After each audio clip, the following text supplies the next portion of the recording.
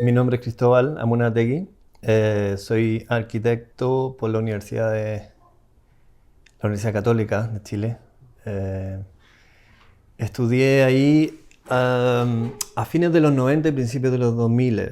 Y luego,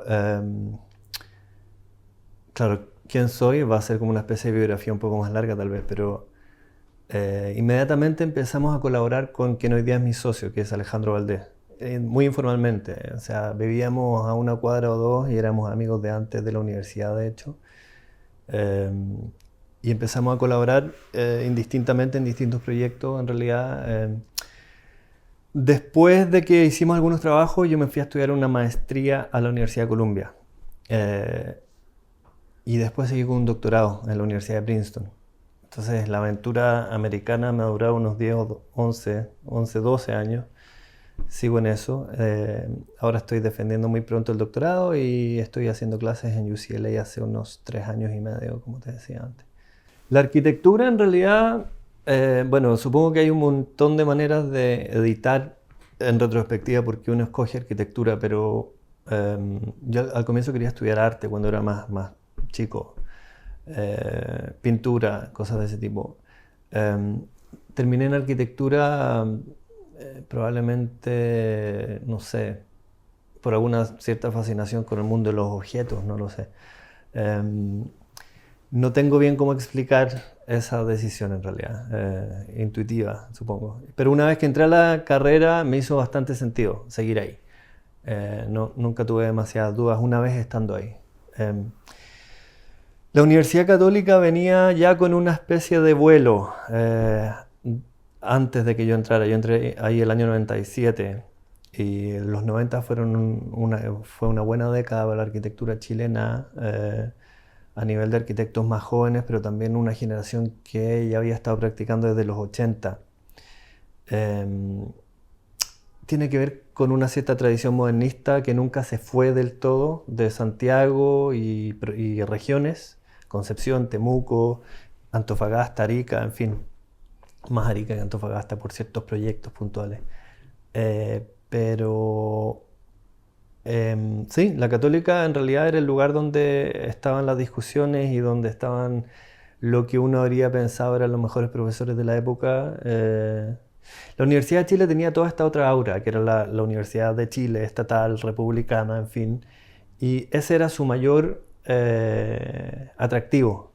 Pero lamentablemente a nivel de pedagogía, etcétera, era un lugar que no era tan interesante como la Católica. Así es que, sí. Em, de Chile en realidad, a ver, un lugar común diría que son todo el problema del paisaje. Así se ha justificado mucho un cierto apego con el mundo chileno, entre comillas. Eso es importante, creo, geográficamente. Es un país bien aislado, en fin, y está la cordillera, obviamente, está el océano por otra parte, está el desierto en el norte, está en el sur más profundo están los glaciares, en fin, es un lugar que es a veces tan inhóspito como intrigante y todo eso. Todo eso está bien, pero sobre todo son las personas, yo diría. Y en ese sentido, y viajes dentro de Chile, ciertamente, y en realidad un lugar increíblemente diverso. Depende de donde lo cortes, de norte a sur, la cultura realmente va cambiando de manera muy drástica incluso. Todo eso arma una especie sí, de microcosmo de algún tipo que ya es muy rico y en términos de, no sé, muy variado, digamos, o sea, desde cómo se come a cómo se habla. Y eso obviamente que hay un apego muy profundo a todo eso. Después está la parte más intelectual, las conversaciones, el lugar de Chile dentro de Latinoamérica a nivel, en ambos sentidos, en el nivel más cultural, entre comillas, en un sentido abierto, y en el otro sentido, en términos de las afinidades más intelectuales que uno pueda ir teniendo, formando, mientras uno va creciendo. Y ese paisaje humano sigue estando bien repartido, pero sobre todo en Santiago, que es donde vengo, digamos, en un sentido bien obvio. Nací ahí, estudié ahí, ahí es donde está nuestra oficina. Eh, Tuve mucha relación con la Universidad de Talca en alguna época, enseñé ahí un periodo, conocí un montón de gente muy fascinante. Eh, pero, a ver, si tuviera que resumir, probablemente Santiago a ver, ¿cómo ponerlo? Mi corral, mi tablero de juego, no sé, es donde opero con más comodidad, teniendo siempre en mente todo el resto de las otras cosas, pero Santiago definitivamente es la ciudad donde me siento más cómodo y donde... Pero dicho eso, dicho todo eso, esta es una conversación que he tenido por largo tiempo con distintos amigos y tiene que ver con la idea de, de no presentar... A ver, el problema del país, digamos. Me acuerdo, esto empezó dado una cierta reflexión en torno a las bienales, la Bienal Iberoamericana de tal y cual, y siempre hubo un sentimiento o una sensación más bien de incomodidad con esta cosa de convertir en producto un cierto lugar de origen a nivel cultural, geográfico, lo que sea, o peor todavía, politizarlo en un sentido tipo de naciones.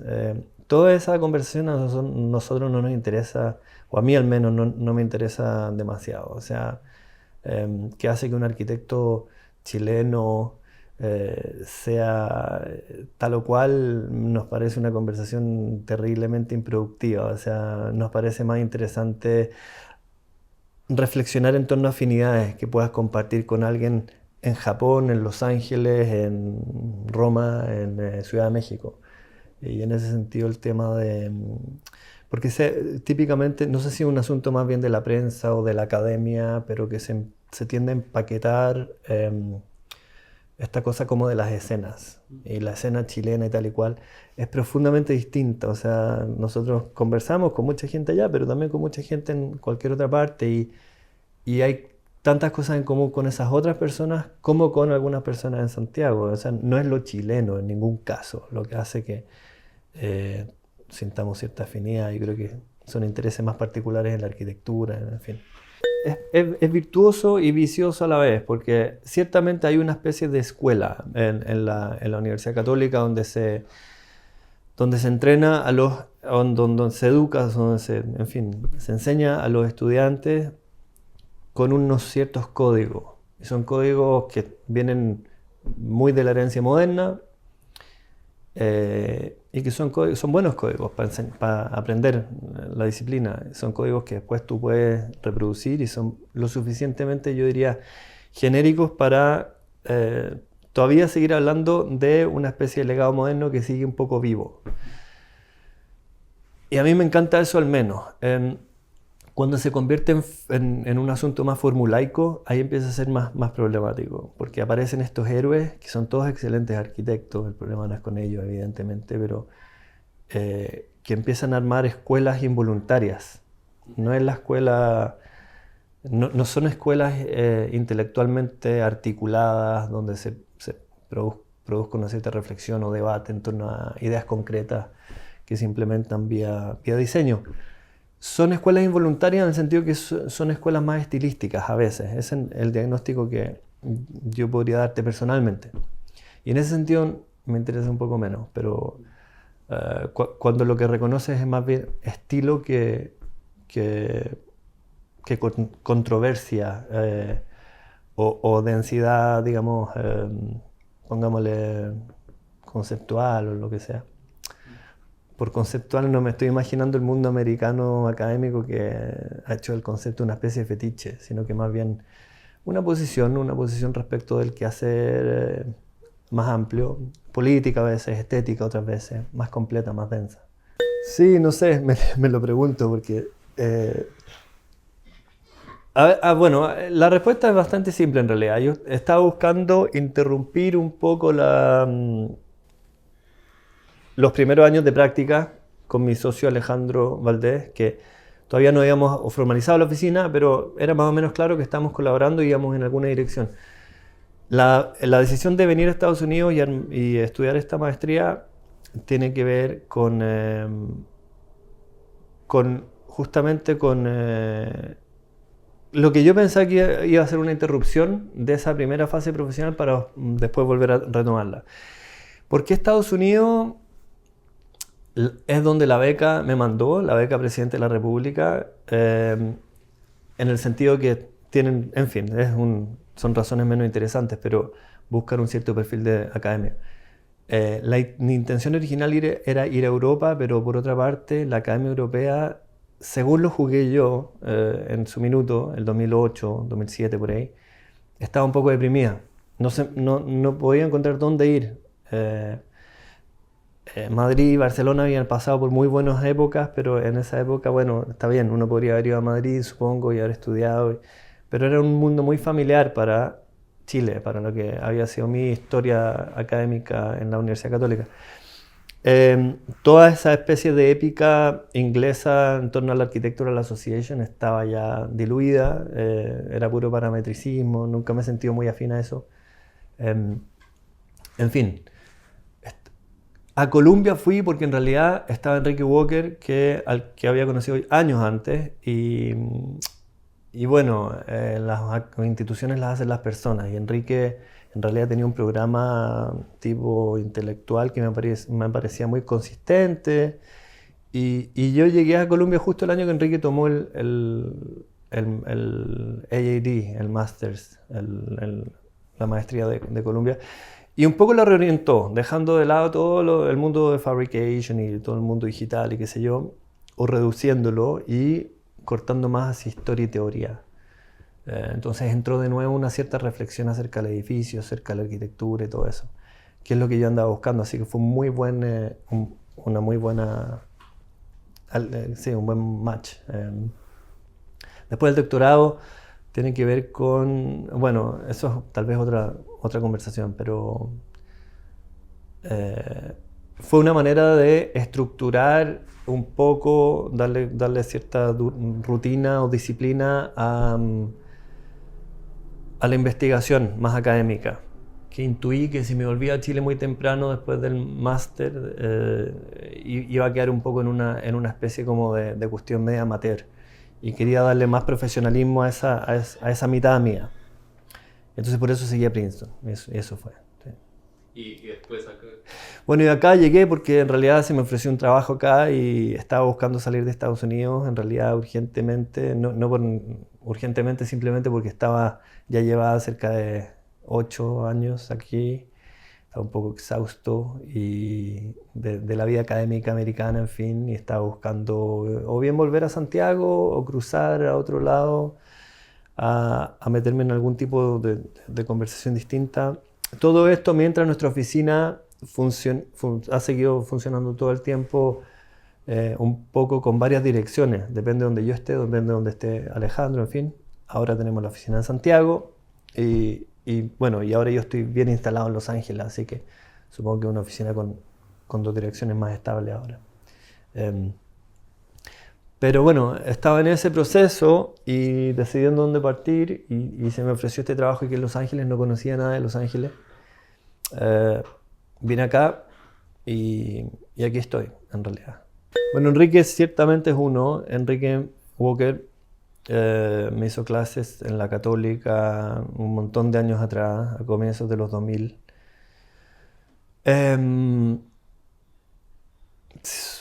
Claro, él es una persona, ¿cierto? Después el ambiente en general que produjo y que sigue estando, yo creo, en la Universidad Católica, es un ambiente muy productivo, yo diría, porque hay muchas voces muy distintas. Uno no pensaría, porque como tú dices, la Católica parece ser una cuestión un poco más homogénea, pero con los años incluso se ha ido diversificando bastante y hay bastantes líneas muy distintas en la Católica. Entonces, en el ambiente en general que produjo la Universidad Católica, al menos en esos años y hasta ahora, creo que, bueno, hay mucha gente ahí, pero amigos, compañeros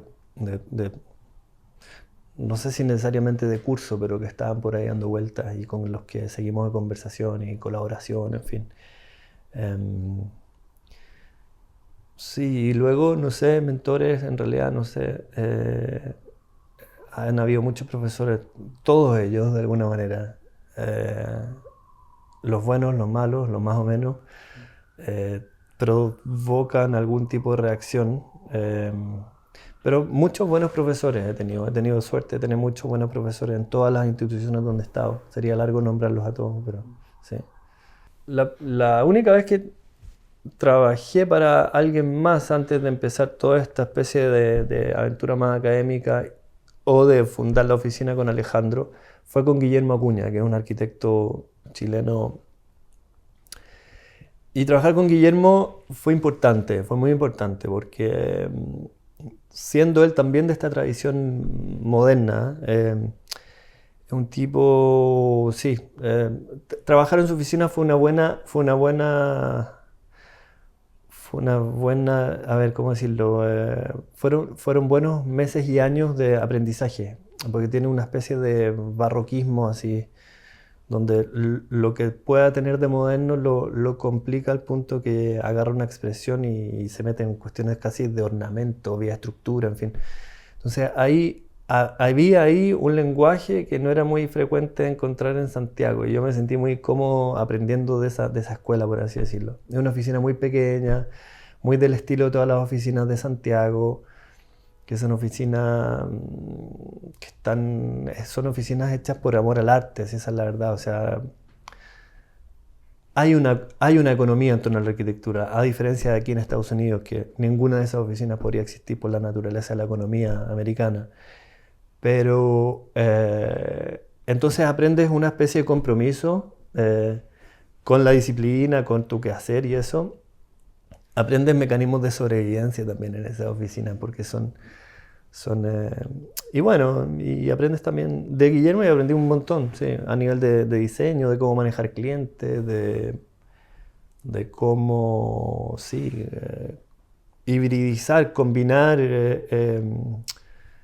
Si algo que tiene Guillermo que todavía yo creo que compartimos harto con Alejandro es la idea de que, claro, de que no hay purismo, digamos, en sentido casi estilístico.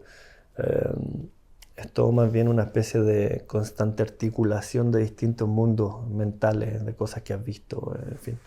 Y eso sí puede tener un cierto rigor una vez que se aplica al diseño. Y eso a nosotros nos interesa y creo que hay algo de eso que viene de Guillermo de todas maneras.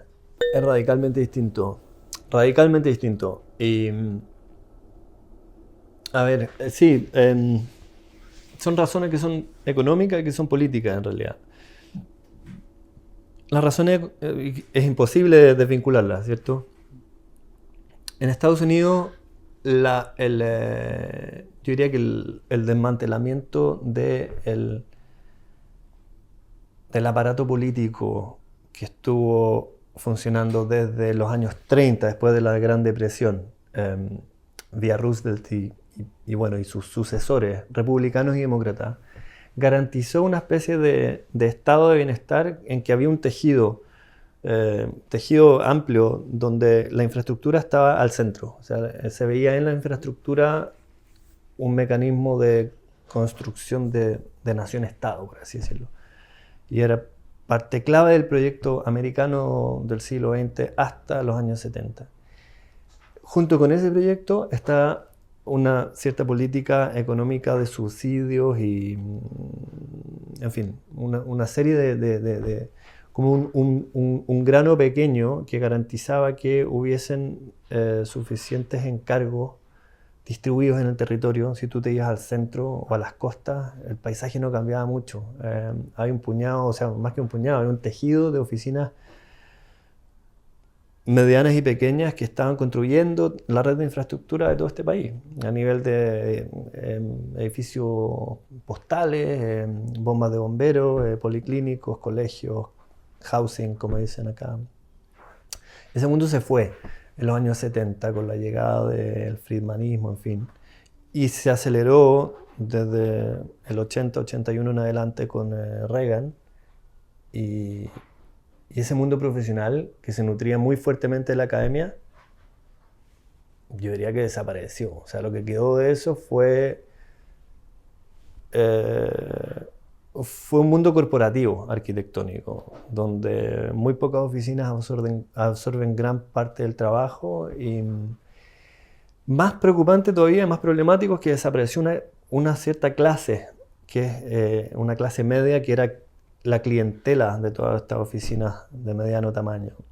Ya no hay clientes en Estados Unidos, se fue esa cultura del cliente. Entonces, ¿por qué esta introducción más larga? Para decir que hoy día la generación mía, un poco más joven, un poco más adulta, más vieja que yo, tiene muchos problemas para construir acá, porque se fue esa cultura arquitectónica que era tan central para una especie de, como llaman, ethos cultural americano. Eso se fue. Y entonces, ¿qué es lo que queda? Que es un repliegue hacia la academia.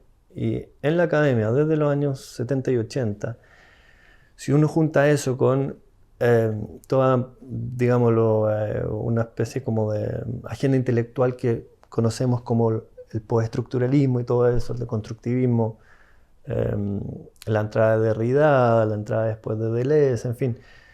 Es toda una conversación que hace pensar desde la Academia Americana que la arquitectura en sí, como profesión, como oficio, como economía en el mundo, es menos importante que la reflexión en torno a los problemas que ofrece la arquitectura. Y ese es un diagnóstico que no es muy positivo, pero que estoy bien convencido de eso. Y creo que hasta que acá no se repare la política y por lo mismo la economía en algún grado, vamos a seguir ecualizando arquitectura con academia y punto. Y eso, por supuesto que hay excepciones, y si uno va al GSD en Harvard, están educando arquitectos que van a salir al mundo profesional y van a desempeñarse muy bien ahí. Pero, y Rice, en fin, una cantidad de UCLA intentamos hacerlo también, pero el ambiente es más deprimido, ese es el punto. Si lo comparo con lo que conocemos en Chile, en Chile nosotros mantenemos una oficina muy pequeña, pero una oficina que nunca ha dejado de funcionar y cada año mejor que la anterior, como siempre decimos con Alejandro. No quiere decir que nos vamos a enriquecer con la oficina, pero nos permite participar del mundo como arquitectos, como profesionales. Y eso, en ese sentido, Latinoamérica con todos sus problemas nos parece un lugar mucho más productivo para estar operando como arquitecto. De eso no cabe ninguna duda. Y no solo en Santiago, en Chile, sino que incrementalmente en regiones también. O sea, si tú te vas a Talca, si te vas a Concepción, hay un puñado de 10, 12 oficinas que están muy bien en Concepción. Te vas a Valdivia, hay otro puñado excelente de oficinas y están cada vez más en comunicación. Y no es solo, están todas o la mayoría vinculadas a la academia, pero no es solo acerca de la academia. Esa sería una diferencia muy grande. Sí. Acá en realidad, bueno, a ver, el último año ha estado intensísimo porque he estado terminando el doctorado y eso es un trabajo de tiempo completo que de la mañana a la noche escribiendo como abstraído del mundo, pero eso ya llegó a su fin. Cuando no estoy en ese régimen, básicamente doy clases 1 o 2 veces a la semana. Siempre hay algo más que hacer en la universidad. Yo tengo un contrato full time ahí, entonces soy profesor de planta. Y no es solo enseñar lo que tienes que hacer, obviamente que demanda una serie de otras actividades. Y estoy ahí 1 o 2 veces a la semana, el día completo, y el resto son horas que se las dedico a la oficina, a la escritura y a la investigación, y un poco repartido. La oficina nuestra es pequeña igual, entonces ahora estamos con bastantes cosas, pero siempre hay un ritmo muy tranquilo en la oficina. Hay un tipo de cliente que se acerca que nunca quiere las cosas para mañana o para ayer.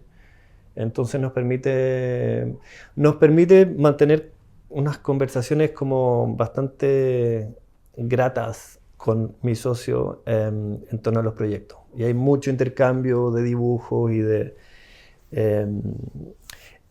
El grueso se produce allá en Santiago, pero yo siempre estoy haciendo algo o comentando dibujos o produciendo dibujos que luego se desarrollan allá, en fin. Hay un intercambio que es muy continuo y en realidad trabajo desde la casa. He estado ahora que termino el doctorado, he estado contemplando la posibilidad de repente moverme a algún pequeño estudio en el centro donde están todos mis amigos trabajando con sus oficinas. Puede que lo haga, no lo sé, pero por ahora es una rutina bastante tranquila entre la universidad y mi casa oficina. Y voy a Santiago 2 veces al año y me instalo ya un mes, de manera de darle más continuidad todavía a nuestra relación en la oficina, y aprovecho de enseñar allá en la Católica, siempre algún curso. Entonces, un poco me gusta pensar que vivo entre los dos lugares con más tiempo acá.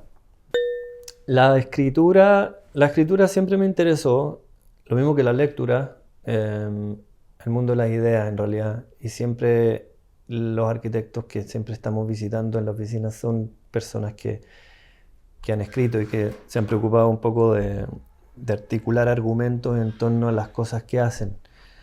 Es un mecanismo de defensa también, porque obviamente que desde la muerte de los estilos, entre comillas, es más difícil justificar por qué uno hace lo que hace en términos de diseño. Entonces también puede que venga de algún tipo de ansiedad que viene justamente de ahí, de cómo darle algún sentido de coherencia a lo que uno hace. Y eso a mí no me resulta en términos puramente intuitivos. No, no. Creo que la intuición es muy potente y evidentemente todos la usamos, pero me gusta la idea de corregir esa imaginación, intuición, lo que sea, con la historia, con los libros, con el intelecto, con la articulación de argumentos. ¿Por qué también? Porque, y en eso estamos siempre muy de acuerdo con Alejandro, porque eso te permite entrar en conversaciones con los vivos y con los muertos, da lo mismo, pero con un ámbito mayor, más colectivo. No nos interesa tanto el mito del autor, o a mí al menos, a Alejandro tampoco, pero del, del autor, digamos, que produce desde una cueva. Nos gusta estar en contacto con gente y dialogar y entrar en conversaciones y en fin. Entonces, claro, por eso orbité un poco más a la academia. Y de ahí, bueno, viene siempre la escritura de artículos y cosas de ese tipo, siempre está sucediendo y me parece un súper ejercicio porque en realidad son formatos muy distintos. Las palabras y los dibujos son dos mecanismos muy distintos de pensar en la arquitectura. Y mucha gente le gusta decir que los arquitectos no tienen ningún business, por así decirlo, escribiendo. Yo no considero eso, no me parece eso. Creo que la escritura es increíblemente demandante y lo que demanda, al igual que el dibujo, pero complementariamente al dibujo, es un nivel de precisión que es brutal. Y que en general todos los arquitectos, los pintores que a mí me interesan, son pintores que escribieron, que intercambiaron ideas con otros artistas acerca de su propio trabajo, que no era meramente intuitivo. Y ese mundo hoy día, como están las cosas, estar metido en la academia te da una cierta sistematicidad y una cierta disciplina para poder estar en contacto con el mundo de las ideas, estar escribiendo más sistemáticamente, haciendo investigación más sistemáticamente. Y están los recursos también para hacerlo y para entrar en contacto con otra gente, en fin. Entonces, vía academia, lo que hago es típicamente enseñar seminarios, dar charlas, participar de workshops, conferencias, que están todas en torno al diseño, por una parte, pero también a la historia, por la otra. O sea, yo soy un historiador de la arquitectura también. Esa es una de las claves de mi pasada por Princeton, que me puse a escribir historia de la arquitectura más sistemáticamente. Es una historia que no es tanto de estilos o de épocas o de autores, sino que es una historia más bien que se mete con, qué sé yo, qué pasa cuando uno cruza el problema de la masa con el problema de la arquitectura, con el problema de la finanza. Ese es más o menos el tema de mi doctorado en general. ¿Cómo se ve eso? Bueno, en el siglo XIX se ve la producción de una cierta arquitectura del entretenimiento que no tiene mucho presente, porque es una arquitectura de especulación, es una arquitectura que mezcla públicos increíblemente diversos en términos etarios, en términos de género, en términos de clase, y eso es nuevo. Entonces eso me interesó mucho, porque era otra manera de entrar en el problema arquitectónico del interior. No era el típico problema del interior burgués decimonónico, que es fascinante, pero está muy explorado y que es muy privado, es muy familiar, está asociado a una serie de valores que son muy, pongámosle, muy del individuo y su aparato de la privacidad, digamos. Estos otros interiores menos explorados meten tecnología de maneras curiosas, meten finanzas, la finanza como una especie de nuevo sustrato, qué sé yo. A veces nueva religión en el caso de algunas personas, otras veces una especie de motor de la política, en el caso, en fin. Eso sí es una mezcla de mil cosas en realidad, pero la escritura, el diseño, la historia, la lectura, las conversaciones, todo eso yo creo que arma un cúmulo así, a veces más informes que otras, pero genera un ámbito, eso es lo que hace, genera un ámbito. No me he metido a enseñar estudio acá, a dar clases de taller, porque, bueno, por distintas razones. A mí me interesa, de la Academia Americana me interesa más la parte donde se desarrolla la historia y se investiga. El diseño tengo menos afinidades, me siento más como en otro tipo de academia tal vez. Ahora, podría hacerlo y probablemente lo haga en el futuro, pero sí, la razón por la que estoy acá es más bien la parte de historia y teoría. Y bueno, es lo que tú dices, me parece central, o sea, bueno, así a nivel humano, las personas somos muchas personas en una. Esta cosa de los rótulos es curiosa. Y si te vas para atrás, todos los tratadistas, toda la gente que reflexionó acerca de la arquitectura, la diseñó, en fin, eran caracteres complejos todos. O sea, no había tal cosa como el puro diseñador o el puro escritor. Eran unas cruzas más o menos complejas, y yo al menos me siento confortabilísimo en ese rol. O sea, se nutren mutuamente, ponen dudas, digamos, exacto, hay una especie de corrección, digamos, de ciertas desviaciones. Si uno se dedica solo al diseño, hay gente que le puede resultar. En el caso mío, me parece bien combinarlo, mantener una serie de fuerzas en tensión que provoquen algún tipo de... Sí, que vayan esclareciendo ciertos problemas, articulándolos, en fin. Y me fascina mucho la idea de que estas cosas vayan saliendo mediante productos que son distintos. A veces son palabras, otras veces son diseños, otras veces son objetos construidos, todo eso. Hay en Estados Unidos lo que se llama el formalismo, que viene de una especie de escuela que tal vez inició, pongámosle, en los 70, a finales de los 60 con Eisenman y otra gente, que en realidad se le llamó ya entonces una especie de neo-avant-garde, o sea que ya era una especie de reiteración no de las vanguardias históricas en arquitectura, sino que más bien en arte. O sea, digamos,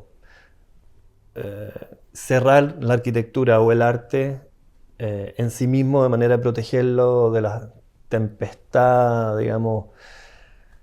Hay una cierta lid que el desprecio, por ejemplo, llamémoslo a la masa, al pluralismo, en fin, a todo lo que vino con el siglo XIX, perdón, con el siglo XX. Una manera de proteger la arquitectura de esa especie de contaminación fue convertirla en un problema conceptual. Otra gente no puso como foco a la masa y al pluralismo y todo lo que vino con eso, sino que puso como foco, qué sé yo, la entrada de la tecnología, en fin. Siempre fueron mecanismos de protección de la disciplina respecto de los vicios del mundo exterior. Creo que esa tradición sigue viva acá. Cuando se enseña estudios o talleres acá en Estados Unidos, muchas veces el contrato con la realidad, con el mundo de los fenómenos, con la tecnología, con las finanzas, con la política, con la infraestructura como problema, se diluye. Entonces terminas preguntándote cosas en el estudio que son, en mi opinión, y esto tal vez no debería decirlo mucho, pero ¿por qué no? Son preguntas ociosas. O sea, preguntarse por la naturaleza de una columna como cuestión semántica, a mí no me parece productivo. Lo fue para alguna gente en los 60, me sorprende que todavía gente insista en ese tipo de cosas. La educación, la pedagogía americana tiende cierta pedagogía americana, y en esta ciudad yo creo que te encuentras frecuentemente con eso. Tiene que ver con esta idea de conceptualizar las cosas al punto que se remueven de la realidad. En un punto, la idea de profesión y academia dejan de estar vinculadas. Lo profesional es un poco visto en menos, por alguna razón que no me resulta mucho entender. Y eso podría ser una manera de... En fin, la cultura de talleres acá no siempre es así. Obviamente, te vas a Colombia y tienen una parrilla de 17 talleres por semestre, y hay algunos que están súper vinculados a problemas de infraestructura, otros que están súper vinculados a, no sé, a China y esto y lo otro. Pero hay un resabio en lo que uno puede llamar todavía arquitectura más de avanzado, avant-garde acá en la Academia Americana, un resabio muy formalista que insiste en una movida que a mí me parece curiosa, porque insiste en la idea de una avant-garde. Y bueno, eso pasó hace 100 años. A mí me interesa una cosa más metida en el mundo. Los problemas que tenemos en Latinoamérica no nos permiten darnos esos lujos muchas veces, y hacen que estemos siempre con un ojo en la realidad, en cuánto cuesta, en quién lo va a pagar, o cuál es la burocracia que va a hacerse cargo de un proyecto de este tipo. Podría mejorar, podría hacerse mucho mejor, evidentemente, pero eso me gusta igual de Latinoamérica, que está... Digamos que la arquitectura no es una especie de conversación de salón, sino que tiene costos y tiene encargos y tiene funciones y tiene, en fin, todavía se ve como una profesión, como una economía. Es curioso. Y lo otro que entra también mucho son ciertos, lo que yo jugaría como tal vez como clichés respecto de, a ver, cuestiones políticas, por ejemplo. O sea, la arquitectura típicamente se considera aquí por parte de la academia como una especie de, como una práctica normativa, hegemónica, son términos típicamente usados, a veces por buenas razones, no hay duda. Está vinculado al poder económico. Un cuadro se pinta con 2 trazos, la arquitectura más barata cuesta un montón de plata igual. Entonces está bien que hayan ojos alertas y críticos, pero aquí se corre muy rápido en el sentido de que todo se convierte en discurso, y en discurso no necesariamente siempre por las razones más honestas. A veces hay una especie de industria en paralelo andando. Y bueno, y entonces está este proyecto de muchas veces de presentar la arquitectura como una especie de legado del mundo humanista europeo, que es un mundo típicamente masculino y un mundo ciertamente eurocéntrico y totalizante y hegemónico, en fin. En lugar de tomar lo que vale la pena tomar de todo eso, hay una especie de renuncia a ese mundo con el afán de fundar una especie de nuevo mito, de nueva ideología, bien intencionada sin duda, basada en cuestiones de igualdad, en fin, pero también muy enraizada en una especie de componente un poco utópica, en mi opinión, evidentemente, donde lo que se busca es una nueva tabula rasa igual. Y mi versión, mi opinión, mi modesta opinión de las cosas es que el mundo es un poco más complicado. Entonces, me resulta a veces curioso estar discutiendo la conveniencia o inconveniencia de tener una cocina en vivienda social, en los proyectos de taller aquí, en el sentido de cuánto se puede emancipar a la mujer, si se remueve la cocina cuando da el caso de que este país no construye vivienda social, prácticamente.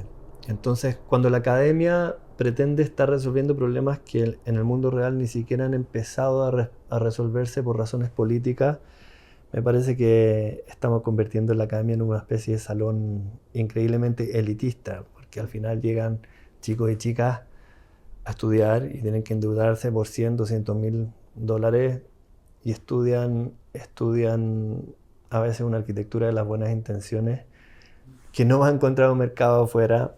Y bueno, en fin, construir es dificilísimo, y Alejandro, mi socio, está mucho más en el día a día de ese proceso, pero yo participo vicariamente. A veces hacemos cosas acá, montamos exhibiciones, qué sé yo, pero El punto es que, a ver, el tránsito de lo que se produce en la oficina a cómo se materializa requiere una cantidad de habilidades que se aprenden y se desarrollan y se pulen, que es infinita, es enorme. Y eso es lo que me preocupa, que la academia un poco te debiera introducir en ese mundo.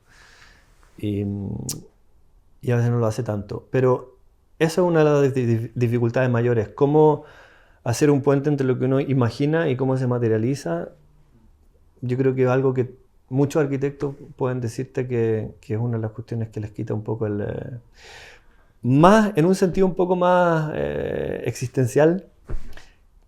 Por momentos cuesta verle sentido a la profesión, dado que es una profesión muy arrinconada y muy, de nuevo, por razones políticas y por lo mismo, razones económicas. A ver, la tajada de realidad que le pertenecía a la arquitectura, moldear y, digamos, participar de, etcétera, esa tajada de realidad se va achicando y achicando y achicando. Y entonces nosotros nos vamos ajustando y vamos ajustando digamos, nuestros entusiasmos y compromisos a esa realidad.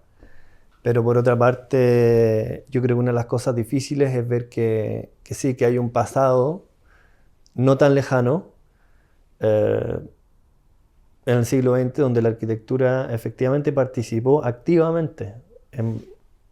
Mira México, o sea, todas las instituciones que se crearon en México a mediados del siglo XX, todas las instituciones que se crearon en Chile hasta antes de la dictadura, hasta antes del golpe del 73. Instituciones que necesitaban sus edificios, sus infraestructuras, sus redes, y la participación de la arquitectura en todo eso fue brutal. Y eso es en Latinoamérica, en Europa, en Estados Unidos, hasta un punto. Ver el estado en que se halla hoy día la profesión es un poco desalentador, y yo creo que una dificultad es recordarnos que hay que seguir, hay que seguir, hay que seguir, hay que seguir. Porque la realidad de hoy día no es la realidad, uno no puede anticipar qué va a pasar en el futuro. Y en ese sentido, creo que no es casual que estemos discutiendo tanto acerca de infraestructura hoy día, porque se ve la necesidad de volver a un esquema donde políticamente los gobiernos tengan un rol un poco más activo en la vida de las personas. Y en ese sentido, hay un grado de optimismo en el futuro, en el sentido que alguien va a tener que diseñar esas cosas. Está bien, viene la automatización, está bien, las burocracias han crecido, los estados se hacen lentos, está bien, todas esas cosas existen. Dicho eso, creo que los ambientes cambian y no hay que, nos recordamos muy seguido que no hay que naturalizar el estado de situación de hoy día, en el sentido que no necesariamente va a ser lo que va a estar ocurriendo en 10 años o en 20 años. Tal vez en 10 o 20 años vamos a estar metidos diseñando viviendas sociales o cualquier otro tipo de proyecto arquitectónico que participe un poco más de la esfera pública. Aunque no están todos los datos para decir eso, obviamente, pero, y al contrario, a veces se ve muy desalentador, porque pareciera que las señas son justo las incorrectas, pero el problema del cambio climático evidentemente va a reestructurar la política y también la economía y también prácticas como la nuestra. Nosotros no estamos en la de pintar todo verde ni poner plantas a los edificios para sentirnos más responsables climáticamente, pero sí nos interesa pensar en una manera de diseñar proyectos de arquitectura que atiendan a esas realidades y que articulen mundo como siempre hace la arquitectura. Y entonces nos manejamos en esa especie de bipolaridad entre la frustración del Estado y la disciplina, pero tal vez también en una especie de expectativa que la disciplina pueda reenganchar con la realidad de una manera un poco más intensa. Eso.